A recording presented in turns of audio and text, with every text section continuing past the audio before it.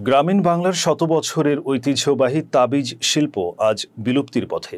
একসময় এই কারুশিল্প স্থানীয় চাহিদা মিটিয়ে দেশের বিভিন্ন প্রান্তে এমনকি বিদেশেও রপ্তানি হতো, কিন্তু আধুনিকতার স্রোত আর মূল্য বৃদ্ধির কারণে ধীরে ধীরে হারিয়ে যাচ্ছে এই শিল্প।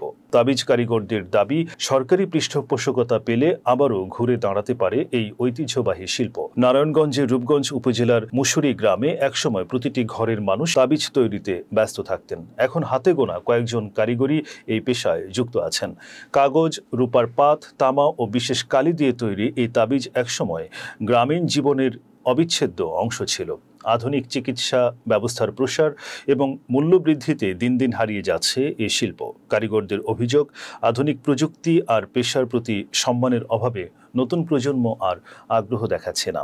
একজন কারিগর বলেন, আমাদের পূর্বপুরুষরা গর্ব নিয়ে এই কাজ করতেন। আমরা কয়েকটি পরিবার এখনও চেষ্টা চালাচ্ছি, কিন্তু ভবিষ্যৎ নিয়ে আমরা অনিশ্চয়তায় আছি।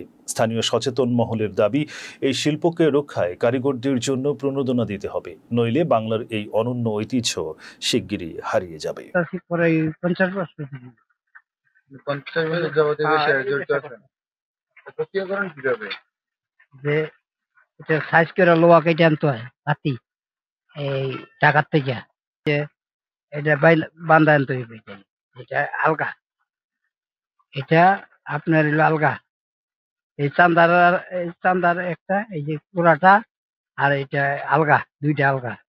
এটা বান্ধা আনলে ওই যে এটা বান্ধাই না, পরে আপনার সাইটিয়া এটা কাইটা খোল কইরা পরে পিতল দিয়ে, এই যে পিতলটা কাইটা ভরতে হয়।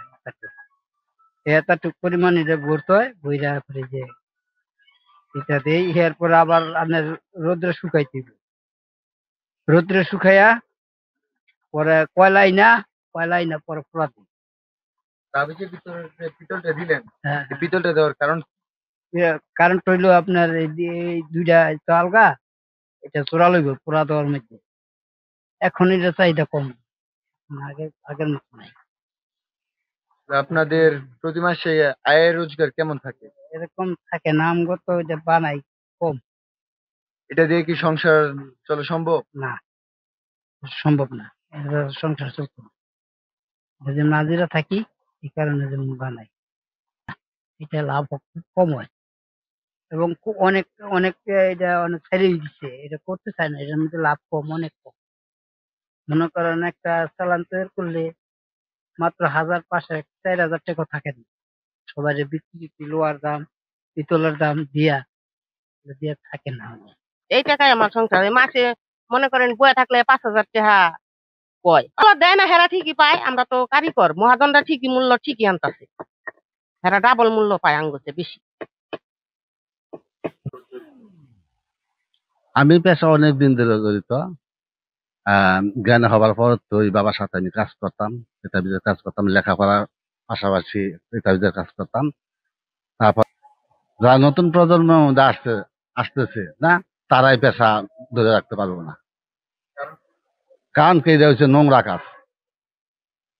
এটা নোংরা কাজ না, কেউ পছন্দ করে না। নোংরা মনে হচ্ছে, মনে করে যে আমরা এই যে তাবিজ গেলেন হাতাইলে হাত কালো হয়ে যাবো, ময়লা হয়ে যাবো, বৈশা বৈশা কাজ। এটা সাথে বিলুপ্তি হয়ে যাবো কাজটা, সবকিছু দুর্মূল্য হয়ে গেছে। এই লোহাটা আগে 35 টাকা কেজি কিনতাম, 35 টাকা, এখন বর্তমানে হচ্ছে 150 টাকা। আর 135 টাকা কেজি আছে পিতল, অন্য হচ্ছে 850 টাকা কেজি পিতল। দেখা গেছে একটা চালান হয় 10,000 12,000 তাবিজ একটা চালান হয়। নিম্নত 12,000 তাবিজ লাগে একটা চালান তৈরি করতে।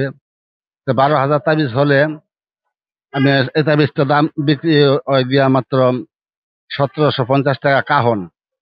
80টা 1 পণ, 16 পণ হচ্ছে এক কাহন। 16 পণ এক কাহন, এই 16 পণ তাবিজ 1750 টাকা বিক্রি হয়।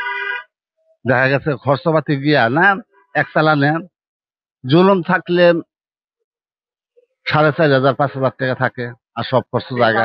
সব থেকেই এই তাবিজ শিল্পের আমাদের এই অঞ্চলে উৎপাদন হচ্ছে, ক্রয় বিক্রয় হচ্ছে।